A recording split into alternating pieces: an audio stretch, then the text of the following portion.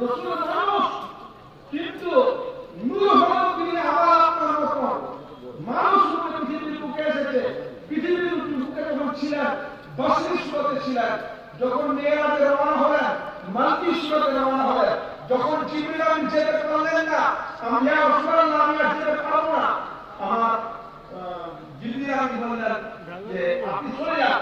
আমার রাসূল বললেন একটা ছেড়ে দিতে আমার সঙ্গে গান দিতে পারবো না, যা পারবেন আমাকে আমি চলে যাব। ওখানে আমার রাসূল প্রবেশ করতে চাইলেন, জুতা খুলতে গেলেন, আমার আল্লাহ বললেন হাবিব বন্ধু জুতা খুলতে হবে না, জুতা পরে চলে আসো, তোমার কদমের ধুলিটা আমার আশা বন্ধ হয়ে যাবে। সুবহানাল্লাহ সুবহানাল্লাহ।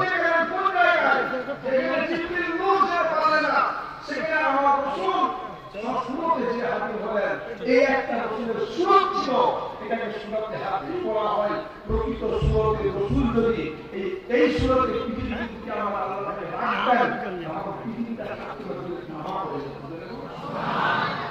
আছে না আপনি আমি কার সঙ্গে কার তুলনা করেন? এই নবী এই ছিলাম না, আমি নামাজ পড়ছি কারণ নামাজটা কবুলিত হবে না দরকারে। আমার আল্লাহ বলছে বান্দা তুমি আমার হাবিবকে আগে বুঝো, আমার হাবিব